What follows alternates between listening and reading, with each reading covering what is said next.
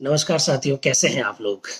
काफ़ी लंबे समय बाद में आप लोगों से चर्चा कर रहे हैं और चर्चा करना बहुत ज़रूरी था क्योंकि जिस तरह से कोरोना की दूसरी लहर आई है और दूसरी लहर के बाद विभिन्न राज्य सरकारों ने जिस तरह से लोगों से घरों में रहने का आह्वान किया है, एक तरह से पुनः लॉकडाउन की ओर हम लोग बढ़ रहे हैं। तो ऐसी स्थिति में मुझे लगा कि जब हम लोग घर पर बैठे हैं, घर पर रुके हुए हैं, तो हमें कुछ मुद्दों पर चर्चा करनी चाहिए। इसी वजह से आप लोगों के बीच में आज हाजिर हुआ हूँ। सभी दोस्तों को नमस्कार। मुकेश गीला जी गुड मॉर्निंग, लिचू राम जी प्रणाम, राजू राम जी बहादुर साहब को भी नमस्कार मेरा। दिलीप गहलोत जी कैसे हैं आप? अनिल गर्ग साहब, सभी साथियों को नमस्कार। बहुत अच्छा लगता है आप लोगों से बातचीत करने पर, बहुत सारी नई बातें हमको भी सीखने को मिलती हैं। आप लोगों के जो प्रश्न होते हैं उन प्रश्नों से हम लोगों को बहुत ज़्यादा प्रेरणा मिलती है और पढ़ने के लिए। तो बिना कुछ औपचारिकता के मैं बात करना चाह रहा हूँ आज सुप्रीम कोर्ट में जो जजेस की नियुक्ति होती है उस विषय पर। लेकिन साथियों, जैसा आपने थंबनेल देखा हो, तो थंबनेल में हमने ये लिखा है कि भारत में महिला मुख्य न्यायाधीश बनने की क्या संभावना है साथी। और इस विषय को मैंने क्यों चुना अभी अचानक, और भी तो बहुत सारे मुद्दे थे जिन पर हम लोग बात कर सकते थे, एकदम आप सही कह रहे हैं। लेकिन साथियों, दो तीन वजह हैं जिसकी वजह से ये मुद्दा हमको चुनना पड़ा। एक, हमारे जो वर्तमान में जो मुख्य न्यायाधीश हैं माननीय S.A. बोबड़े साहब, ये रिटायर्ड हो रहे हैं। आप लोग जानते हैं 24 अप्रैल को हमारे देश के नए मुख्य न्यायाधीश बनने वाले हैं माननीय रमन्ना जी। तो मुख्य न्यायाधीश का मुद्दा है चर्चा का। एक दूसरी बात, अगर आप लोगों ने पिछले 2-3 दिन पहले कि अगर न्यूज़पेपर पढ़े हैं साथियों, तो बोबड़े साहब का एक स्टेटमेंट आया।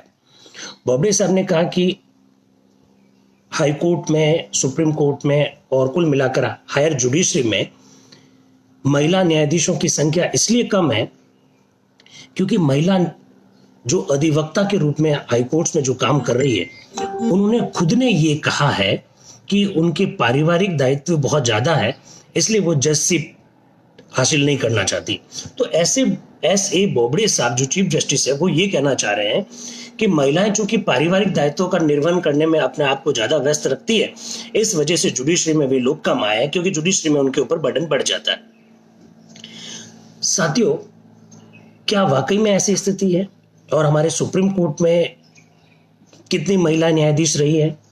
हमारे सुप्रीम कोर्ट में अब तक 250 लोगों को न्यायाधीश बनने का मौका मिला है। 1950 में जब से हमारा सुप्रीम कोर्ट स्थापित हुआ है साथियों, 28 जनवरी 1950 जब से सुप्रीम कोर्ट अस्तित्व में आया है, और आज के दिन 17 अप्रैल 2021 तक लगभग 250 लोगों को न्यायाधीश बनने का अवसर मिला। लेकिन इन 250 में से केवल 8 महिलाएं हैं जो सुप्रीम कोर्ट में जज बनी है साथियों, केवल 8 महिलाएं। आज हमारे सुप्रीम कोर्ट में जो स्ट्रेंथ है वो 34 जजेस की है, चीफ जस्टिस समेत 34 जज है। इनमें से आज के दिन केवल एक महिला जज के रूप में काम कर रही है। हमारे हाई कोर्ट्स की स्थिति अगर देखा जाए साथियों, 25 हाई कोर्ट्स है हमारे देश में। अगर हाई कोर्ट्स की स्थिति देखी जाए तो हाई कोर्ट में जितने जज बने हैं टोटल, उनमें से केवल 11% महिलाएं जज है। तो क्या कारण है, क्यों नहीं बन पाए? हमारे जजेस की नियुक्ति की प्रक्रिया क्या है, उसको लेकर क्या क्या विवाद हुए हैं, उन विषय पर साथियों आज मैं आप लोगों से चर्चा करना चाह रहा हूं। मुझे पूरा विश्वास है कि आप सरकार की जो घर में रहने की अति आवश्यक काम होने पर ही घर से बाहर निकलने की जो सरकार की जो गाइडलाइन है, उसकी हम सब लोग पालना कर रहे होंगे, ऐसा मैं उम्मीद करता हूं। साथियों, जजेस की नियुक्ति के संदर्भ में हमारा कॉन्स्टिट्यूशन क्या कहता है? अगर भारतीय संविधान का अनुच्छेद 124, बहुत महत्वपूर्ण शब्द आपसे आज साझा करना चाह रहा हूं, बहुत ध्यान से सुनिएगा। अनुच्छेद 124 को अगर आप पढ़ते हैं और खासकर अनुच्छेद 124 की धारा 2 को देखते हैं, वहां साफ लिखा हुआ है कि सुप्रीम कोर्ट में जजेस की नियुक्ति राष्ट्रपति के द्वारा की जाएगी। ध्यान से सुनना। अब इसमें अचंभे वाली बात क्या है? अचंभे वाली बात यह है साथियों कि लिखा हुआ है कि राष्ट्रपति इस संदर्भ में मुख्य न्यायाधीश से परामर्श करेगा। President will have to consult with the chief justice of the India. Consultation शब्द लिखा हुआ है, यानी परामर्श करेगा। अचंभे वाली बात यह है साथियों कि सुप्रीम कोर्ट में जजेस की नियुक्ति के संदर्भ में अनुच्छेद 124 का सब क्लॉज 2 यह कहता है कि राष्ट्रपति सुप्रीम कोर्ट के जजेस तथा हाई कोर्ट के ऐसे जजेस जिनके साथ वो विचार विमर्श करना आवश्यक समझता है, उनसे विचार विमर्श करके सुप्रीम कोर्ट की जजेस की नियुक्ति करेगा। Yes, it's very surprising. President will consult with the जजेस of the supreme court as well as जजेस ऑफ द हाई कोर्ट्स। किसके लिए? सुप्रीम कोर्ट में जजेस के अपॉइंटमेंट के लिए राष्ट्रपति हाई कोर्ट के जजेस के साथ भी विचार विमर्श कर सकता है, ऐसा हमारा कॉन्स्टिट्यूशन कहता है, अनुच्छेद 124 कहता है। साथियों, कॉन्स्टिट्यूशन लागू हुआ 26 जनवरी 1950 से, तब से लगाकर सुप्रीम कोर्ट में जजेस की नियुक्ति के संदर्भ में आपको जानकर बड़ा ताज्जुब होगा, राष्ट्रपति सुप्रीम कोर्ट के मुख्य न्यायाधीश से परामर्श कर लेते और न्यायाधीशों की नियुक्ति होती थी। यानी 1950 से लगाकर 1993 संविधान लागू होने के पहले 43 साल तक सुप्रीम कोर्ट में जजेस की नियुक्ति राष्ट्रपति केवल भारत के मुख्य न्यायाधीश के साथ परामर्श करके करता था। केवल भारत के मुख्य न्यायाधीश के साथ परामर्श करके करता था। साथियों, यानी मुख्य न्यायाधीश और राष्ट्रपति जी अगर एक हो जाए तो ऐसी स्थिति में वे जिनको चाहे जज बना सकते हैं। 43 साल तक इस प्रकार की व्यवस्था रही। जजेस की नियुक्ति के संदर्भ में 1982 में एक केस आया जिसे SP Gupta versus union of the India कहते हैं। इस केस में सुप्रीम कोर्ट ने पहली बार न्यायाधीशों की नियुक्ति की ये जो प्रक्रिया, उस समय की जो प्रक्रिया है, उस पर सुप्रीम कोर्ट ने कहा यह ठीक नहीं है। यहां लिखा हुआ है कंसल्टेशन चीफ जस्टिस के साथ करेंगे और चीफ जस्टिस के साथ कंसल्टेशन करने के साथ साथ हाई कोर्ट के जजेस और सुप्रीम कोर्ट के जजेस के साथ भी कंसल्टेशन करने की बात है। तो अकेले आप मुख्य न्यायाधीश के साथ परामर्श करके न्यायाधीशों की नियुक्ति कैसे कर रहे हैं? SP Gupta versus union of the India 1982 का यह मामला है साथियों। इस मामले को मीडिया के लोगों ने फर्स्ट जजेस केस कहा। इसे जजेस ट्रांसफर केस भी कहा जाता है। कई बार जो मेरे प्रतियोगी परीक्षाओं की तैयारी करने वाले जो मेरे भाई बहन हैं, वो बहुत ध्यान दीजिएगा, ये प्रश्न कई बार पूछा गया, जजेस ट्रांसफर केस कौन सा है? SP Gupta versus union of the India 1982। जजेस की नियुक्ति और उनके ट्रांसफर के संदर्भ में यह पहला सुप्रीम कोर्ट का जबरदस्त निर्णय था। लेकिन साथियों, सिस्टम एज इट इज चलता रहा। इसके बाद में सुप्रीम कोर्ट के वकीलों का एक संगठन है, supreme court advocates on record association, उन्होंने एक पीआईएल दायर की। 1993 में सुप्रीम कोर्ट ने supreme court advocates on record association versus union of the India के मामले में एक निर्णय दिया। साथियों, सुप्रीम कोर्ट के जजेस, हाई कोर्ट के जजेस की नियुक्ति के संदर्भ में आपने एक बहुत सुंदर सा शब्द सुना होगा, कॉलेजियम। कॉलेजियम का मतलब है कुछ लोगों का समूह। ये जो कॉलेजियम सिस्टम है, ये 1993 में इसी मामले से अस्तित्व में आया था। Supreme court advocate on record association versus union of the India 1993 में सुप्रीम कोर्ट ने जजमेंट देकर यह कहा, नियुक्ति की प्रक्रिया इस तरह से नहीं चलेगी। सरकार ने पूछा किस तरह से चलेगी, तो सुप्रीम कोर्ट ने कहा कि न्यायाधीशों की नियुक्ति के संदर्भ में आपको कॉलेजियम सिस्टम स्थापित करना पड़ेगा, जैसा संविधान में अपेक्षित है अनुच्छेद 124 में। साथियों, यहीं से कॉलेजियम सिस्टम अस्तित्व में आया। आप लोगों को शायद याद हो, जो मेरे मित्र प्रतियोगी परीक्षाओं की तैयारी कर रहे हैं, आप लोगों को याद हो, अभी लास्ट जो फर्स्ट ग्रेड का एग्जाम हुआ था, उसमें उन्होंने ये प्रश्न पूछा है कि कॉलेजियम सिस्टम कब अस्तित्व में आया। आरपीएससी के स्कूल लेक्चरर के एग्जाम में यह प्रश्न पूछा गया। आंसर दिया 1998। गलत है ये। आरपीएससी ने आंसर की भी निकाली, उसमें भी उन्होंने लिखा कि 1998 आंसर है। गलत है ये। 1993, yes, supreme court advocates on record association versus union of the India 1993 के मामले में पहली बार कॉलेजियम सिस्टम अस्तित्व में आया था साथियों। तो यहीं से 1993 से ही कॉलेजियम सिस्टम अस्तित्व में आ गया था। यहां जब कॉलेजियम सिस्टम अस्तित्व में आया तो ये व्यवस्था की गई कि सुप्रीम कोर्ट का एक मुख्य न्यायाधीश सुप्रीम कोर्ट के 2 सीनियर मोस्ट जजेस के साथ विचार करेगा, योग्य व्यक्तियों के नाम पर विचार करेगा और फिर राष्ट्रपति को सिफारिश करेगा। एक मुख्य न्यायाधीश के अलावा 2 अन्य न्यायाधीशों के साथ विचार विमर्श करके राष्ट्रपति को नाम भेजे जाएंगे, ये सिस्टम कॉलेजियम सिस्टम है, 1993 में अस्तित्व में आया। और आपके लिए अचंभे वाली बात यह है साथियों कि कॉलेजियम जैसा शब्द कॉन्स्टिट्यूशन में कहीं भी न्यायाधीशों की नियुक्ति के संदर्भ में उल्लेखित नहीं है। ये कॉलेजियम सिस्टम 1993 में आया, सुप्रीम कोर्ट के खुद के निर्णय के द्वारा आया, और सुप्रीम कोर्ट ने जजेस, खुद के जजेस की नियुक्ति कैसे की जाए इस संदर्भ में यह निर्णय दिया था। साथियों, जब यह सिस्टम अस्तित्व में आया तो लोगों ने कहा यार ये गलत बात है, जजेस की नियुक्ति जजेस कर रहे हैं, जजेस की नियुक्ति जजेस कर रहे हैं। ये 1993 का जो केस है, इसे मीडिया के लोगों ने सेकंड जजेस केस कहा। साथियों, फिर एक दिक्कत आई।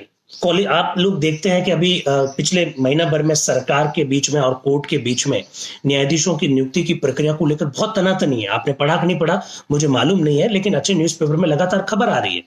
सुप्रीम कोर्ट ने इस बात पर एक मामले में सुनते हुए सुप्रीम कोर्ट ने इस बात पर निराशा व्यक्त की कि सरकार लंबे समय तक कॉलेजियम ने जो सिफारिशें कर रखी है जजेस की नियुक्ति के संदर्भ में, उसको लटका रखा है, ऐसा सुप्रीम कोर्ट ने कहा।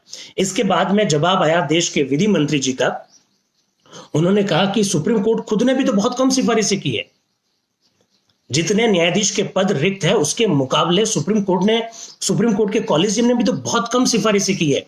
ऐसा भारत के माननीय विधि मंत्री जी का स्टेटमेंट आया साथियों।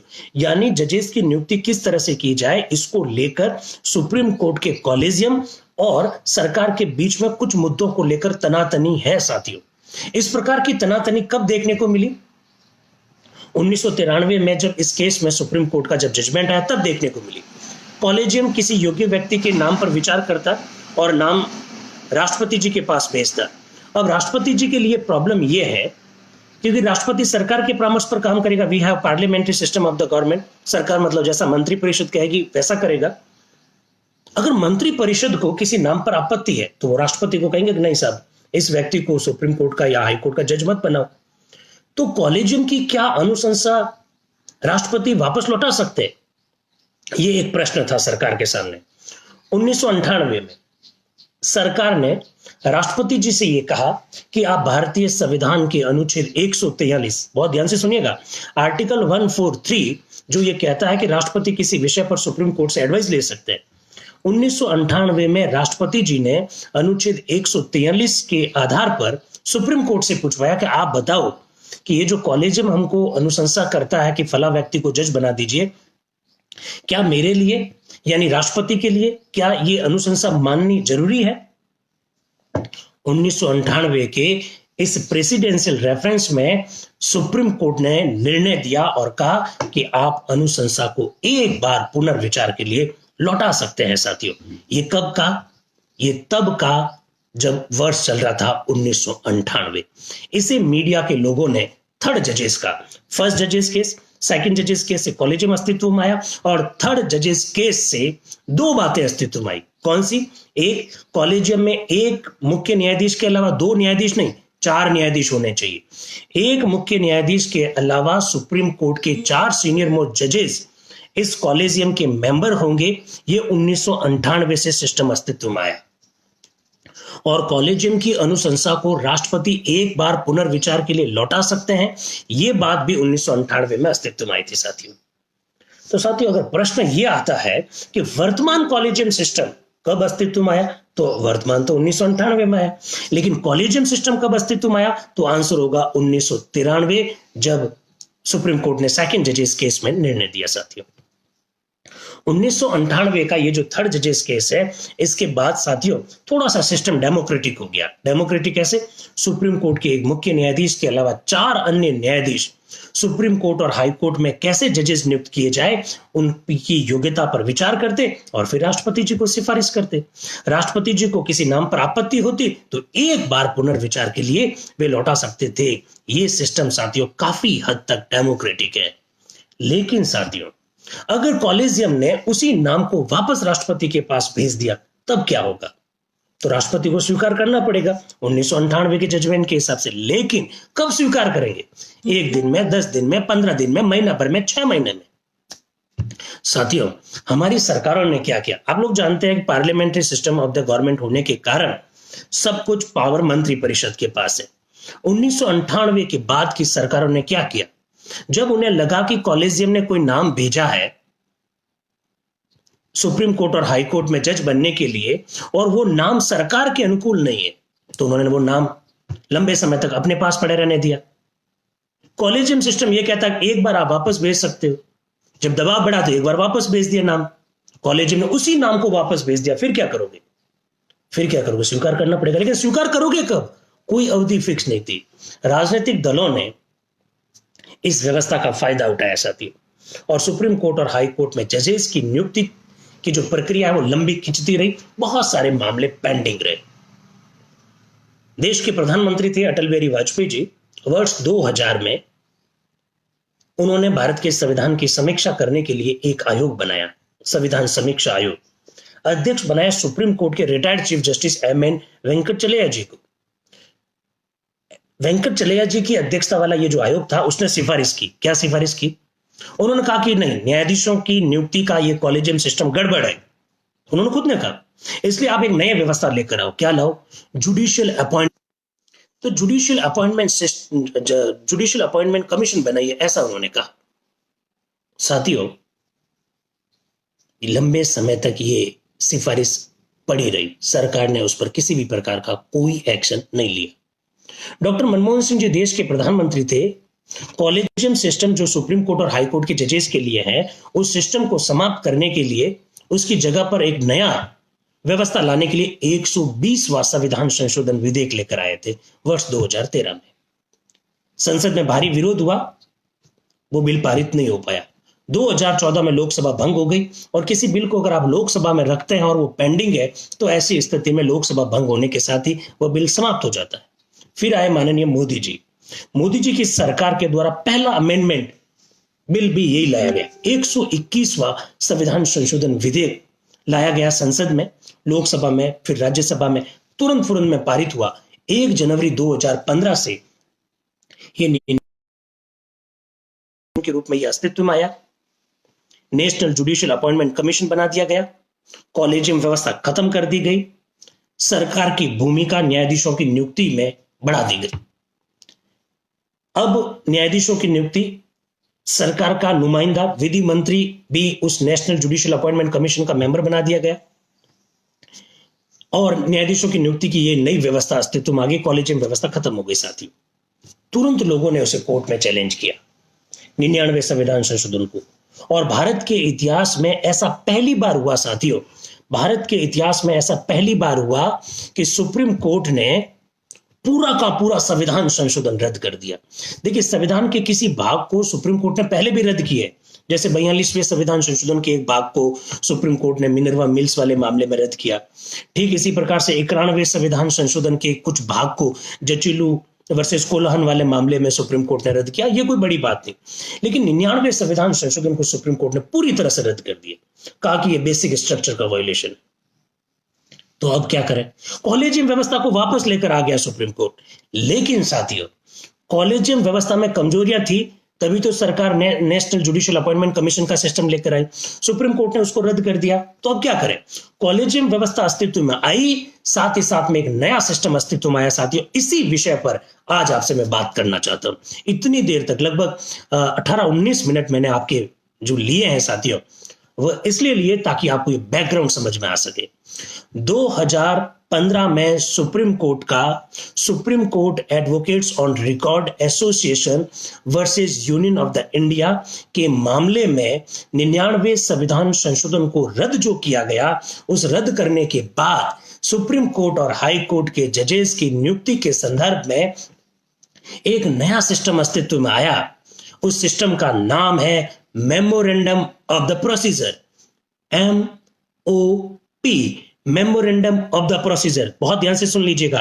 आज के दिन सुप्रीम कोर्ट में न्यायाधीशों की नियुक्ति का, हाई कोर्ट में न्यायाधीशों की नियुक्ति का, हाई कोर्ट में जजेस की नियुक्ति का, सुप्रीम कोर्ट में चीफ जस्टिस की नियुक्ति का, हाई कोर्ट में चीफ जस्टिस की नियुक्ति का जो सिस्टम अस्तित्व में है, उसका नाम है मेमोरेंडम ऑफ द प्रोसीजर। आप मुझसे प्रश्न पूछेंगे कि सर कॉलेजियम का क्या हुआ? कॉलेजियम अस्तित्व में है, लेकिन कॉलेजियम में तो सारे लोग सुप्रीम कोर्ट के तो होते हैं। इसलिए अब सरकार और सुप्रीम कोर्ट दोनों मिलकर सुप्रीम कोर्ट और हाई कोर्ट के जजेस की नियुक्ति कैसे की जाए, इसका नया सिस्टम का जो नाम है वह है मेमोरेंडम ऑफ द प्रोसीजर। साथियों बहुत ध्यान से सुनिएगा, महिला भारत में मुख्य न्यायाधीश नहीं बन पाई, क्या संभावना है महिला मुख्य न्यायाधीश बनने की, साथ ही साथ सुप्रीम कोर्ट और हाई कोर्ट के जजेस की नियुक्ति कैसे होती। माननीय S.A. बोबड़े साहब अभी सुप्रीम कोर्ट में चीफ जस्टिस है, 24 अप्रैल को वो रिटायर्ड हो रहे हैं। रमन्ना जी नए मुख्य न्यायाधीश बनेंगे। साथियों मैं आपको एक बहुत महत्वपूर्ण बात कहना चाहता हूं, और ये जो बात है साथियों, ये आपके कई सारे कॉन्सेप्ट को क्लियर करेगी, कई सारी भ्रांतियों को दूर करेगी।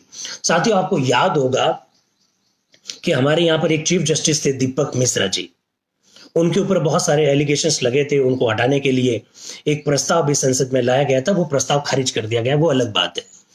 दीपक मिश्रा जी जब चीफ जस्टिस थे तो आपको याद होगा 4 जजेस ने उस समय एक प्रेस कॉन्फ्रेंस की थी, उस विषय पर हम लोग कभी और बात करेंगे। 4 जजेस में से एक जज थे माननीय रंजन गोगोई साहब, प्रेस कॉन्फ्रेंस करने वाले लोगों में से 4 जजेस में से एक थे। जब दीपक मिश्रा जी सब साथियों रिटायर्ड हो रहे थे तो उस समय सबसे सीनियर मोस्ट जो जज थे वो माननीय रंजन गोगोई साहब थे। लोगों ने उस समय इस तरह का माहौल बनाया, देखिए सही सूचनाएं नहीं होने की वजह से क्या प्रॉब्लम होती है वो मैं आपके सामने रखना चाह रहा हूं। साथियों लोगों ने उस समय ये माहौल बनाया कि दीपक मिश्रा जी रिटायर्ड हो रहे हैं चीफ जस्टिस के रूप में, और नेक्स्ट जो है रंजन गोगोई साहब को चीफ जस्टिस नहीं बनाया जाएगा। इवन सरकार के बारे में यह कहा गया कि सरकार इनको बनने नहीं देगी मुख्य न्यायाधीश। साथियों मैं ये जानता हूं अच्छी तरह से कि भारत में अब तक जो चीफ जस्टिस बने हैं उनमें 2 बार को छोड़कर हर बार चीफ जस्टिस सबसे सीनियर मोस्ट जज जो है उन्हीं को बनाया गया। 2 मामलों को छोड़ दीजिएगा, एक केशवरन भारती वाद के बाद अजीत नाथ रे साहब को सुप्रीम कोर्ट का चीफ जस्टिस बनाया गया, तब 3 लोगों की सीनियरिटी को तोड़ा गया था। इसी प्रकार से 1977 में जब HR खन्ना साहब की सीनियरिटी को तोड़कर अमीदुल्ला बेग साहब को जब चीफ जस्टिस बनाया गया, उस समय भी सीनियरिटी को तोड़ा गया था साथियों। लेकिन इसके अलावा सब आज तक भारत में सीनियर मोस्ट जज जो है वो चीफ जस्टिस बना। लेकिन साथियों जब दीपक मिश्रा जी जब रिटायर्ड हो रहे थे तो लोगों ने इस तरह का माहौल बनाया कि रंजन गोगोई साहब चीफ जस्टिस नहीं बनेंगे क्योंकि यह सरकार की पसंद नहीं है, ऐसा कहा गया। क्योंकि इस भारत का संविधान चीफ जस्टिस की नियुक्ति किस आधार पर की जाएगी उसके बारे में कुछ भी नहीं कहता है। बहुत ध्यान से सुनिएगा, सुप्रीम कोर्ट का चीफ जस्टिस कौन बनेगा इसके बारे में संविधान में कुछ भी लिखा हुआ नहीं है साथियों। और हमने परंपरा के हिसाब से सबसे सीनियर जो जज था उसको चीफ जस्टिस बनाया साथियों।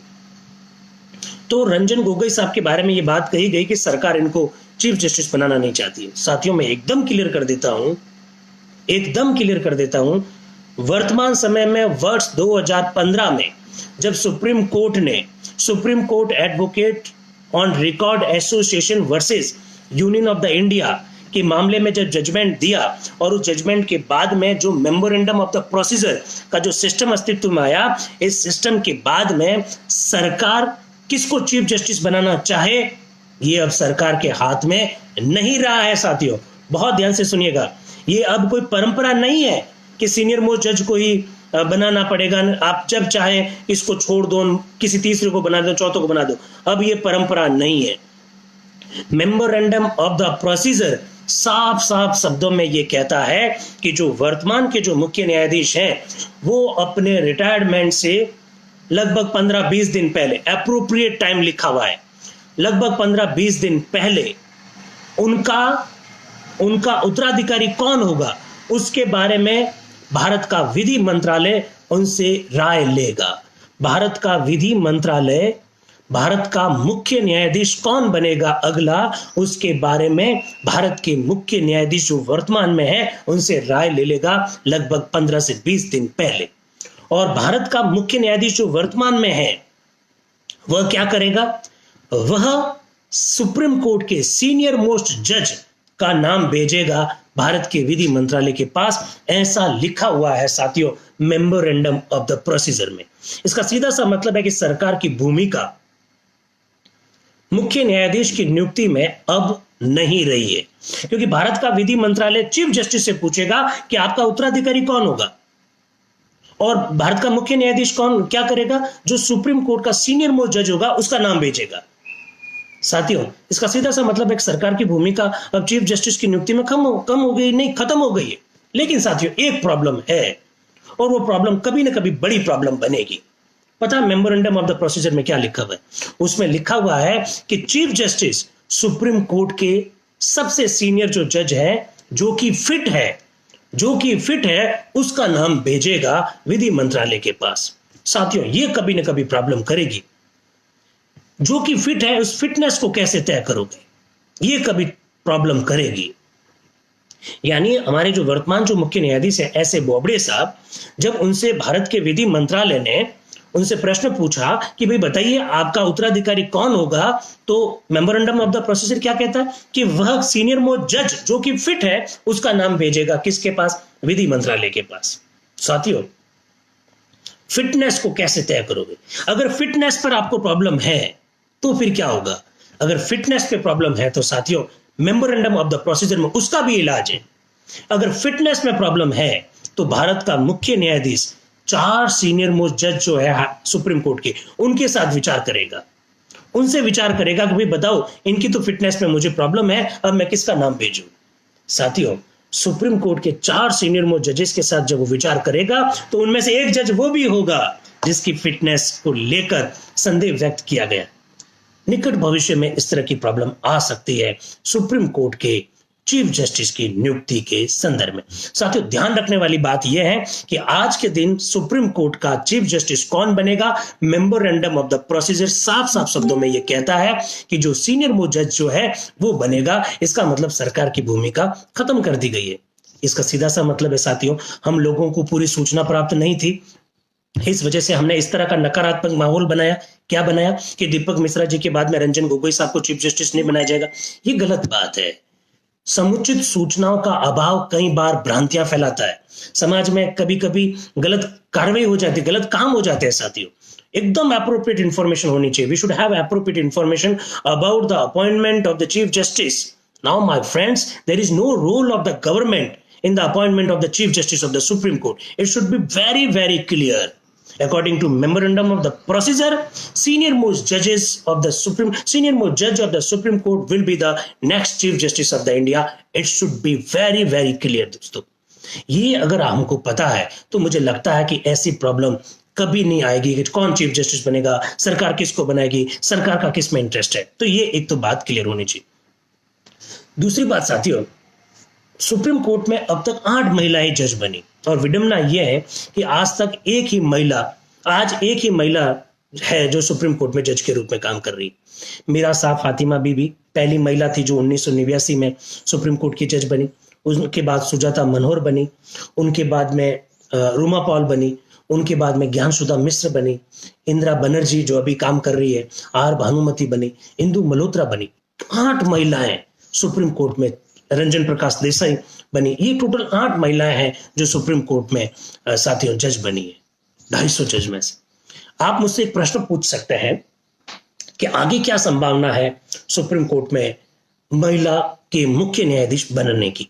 साथियों, अभी जो सुप्रीम कोर्ट में जो जजेस जो काम कर रहे हैं उसके हिसाब से कम अगले 5 वर्ष तक तो महिला मुख्य न्यायाधीश बनने की कोई संभावना नहीं है, क्योंकि जिस तरह से सीनियरिटी का जो क्रम है और जिस तरह से जजेस जो रिटायर्ड होंगे उसके हिसाब से 2025 तक किसी भी महिला के मुख्य न्यायाधीश बनने की कोई संभावना नहीं है। ये बात आप ध्यान रखिए।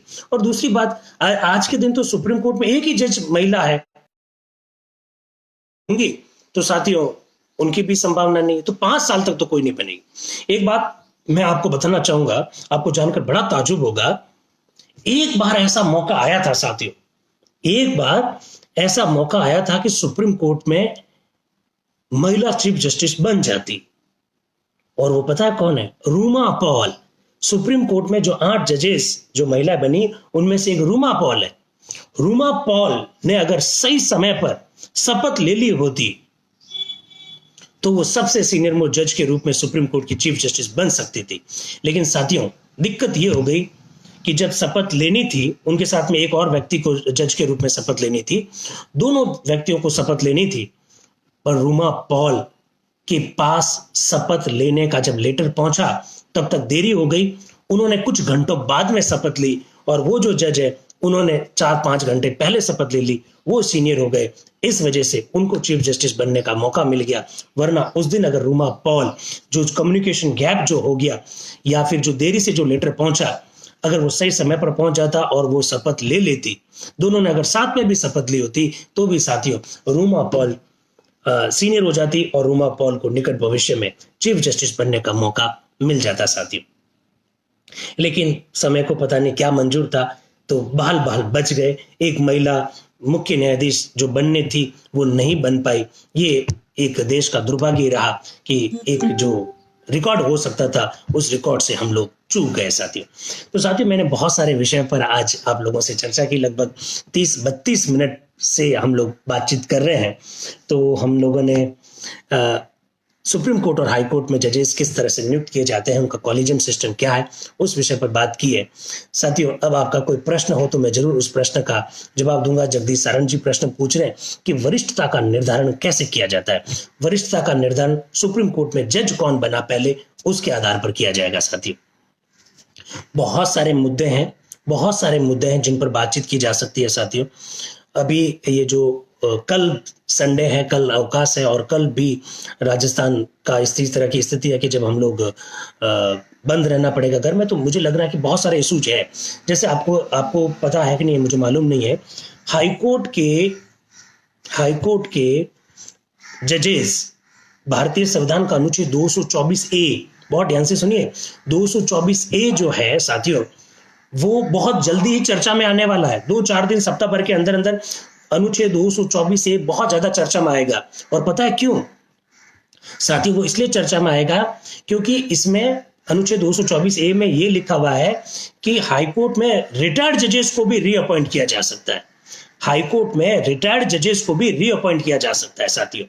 अभी तक किसी रिटायर्ड जज को हाईकोर्ट में रीअपॉइंट नहीं किया, लेकिन इस मामले में सुप्रीम कोर्ट में एक पीआई लगी है कि रिटायर्ड जजेस जो है हाईकोर्ट को, उनको रीअपॉइंट किया जाए, क्योंकि हाईकोर्ट में बहुत सारे मामले पेंडिंग चल रहे हैं साथियों। अनुच्छेद 224A के बारे में सुप्रीम कोर्ट ने अपना निर्णय ले लिया है कि हाईकोर्ट में रिटायर्ड जजेस को नियुक्त किया जाए या नहीं किया जाए। इस संदर्भ में सुप्रीम कोर्ट ने अपना निर्णय ले लिया। बहुत जल्दी वो निर्णय सुना देगा। निर्णय अभी रिजर्व है, इसलिए जब ये निर्णय सुना दिया जाएगा तब हम अनुच्छेद 224A पर भी चर्चा करेंगे, विस्तार से चर्चा करेंगे और इस प्रकार के प्रश्न बन सकते हैं।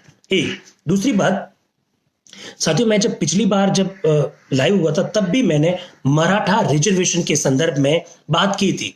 मराठा रिजर्वेशन जो है उसकी वजह से महाराष्ट्र में 50% से ज्यादा हो गया है आरक्षण, 68% रिजर्वेशन है। सुप्रीम कोर्ट ने उस मामले में बहुत डिटेल में उसको सुना और सुप्रीम कोर्ट ने मराठा रिजर्वेशन के संदर्भ में अपना निर्णय ले लिया। वो निर्णय भी सुप्रीम कोर्ट ने रिजर्व रख लिया। बहुत जल्दी ही साथियों सुप्रीम कोर्ट का निर्णय डिस्क्लोज होने वाला है, जिसमें हमको मालूम पड़ेगा कि क्या आरक्षण 50% से ज्यादा दिया जा सकता है। ये बहुत महत्वपूर्ण मामला है। साथ ही साथ इसमें आर्थिक आधार पर जो रिजर्वेशन दिया गया उस विषय पर भी चर्चा की गई है विस्तार से। इसके अंतर्गत भारतीय संविधान के अनुच्छेद 243D के तहत पंचायत राज संस्थाओं में जो अनुसूचित जाति और जनजाति को जो आरक्षण दिया गया उस पर भी विस्तार से चर्चा की गई है। साथ ही साथ भारतीय संविधान में जो 102वां जो अमेंडमेंट हुआ, जिसके तहत national commission for backward classes को जो पावर्स दी गई है, उसके संदर्भ में भी मराठा रिजर्वेशन वाले मामले में सुप्रीम कोर्ट ने उसको सुना है। तो साथियों, जब भी मराठा रिजर्वेशन के संदर्भ में सुप्रीम कोर्ट का जजमेंट आएगा, बहुत विस्तार से चर्चा करने को अपने को मौका मिलेगा। बजरंग बगड़िया जी कह रहे हैं कि राष्ट्रपति मुख्य न्यायाधीश की नियुक्ति में वर्तमान में कोई रोल नहीं रहा इस व्यवस्था से। मेमोरेंडम ऑफ द प्रोसीजर का जो सिस्टम है उसके तहत सरकार की कोई भूमिका चीफ जस्टिस की नियुक्ति के संदर्भ में नहीं रही है, ऐसा मेमोरेंडम ऑफ द प्रोसीजर में लिख दिया, क्योंकि संविधान में कहीं पर भी यह लिखा हुआ नहीं था कि किसको जज बनाया जाए, चीफ जस्टिस बनाया जाए। तो अब ये सिस्टम एकदम क्लियर कर दिया है मेमोरेंडम ऑफ द प्रोसीजर में साथियों। तो मैं सोचता हूं कि आज के लिए इतना काफी है, और फिर वापस कल जरूर बात करूंगा, किसी नए मुद्दे पर कल जरूर आपसे बातचीत करूंगा। और मौका मिला तो शाम को भी बात कर सकता हूं साथियों, क्योंकि अब पूरे दिन फ्री है। भारतीय संविधान के नए नए मुद्दों पर हमको चर्चा करनी, तो आज के लिए इतना काफी। Thank you very much and wish you all the best. Thank you.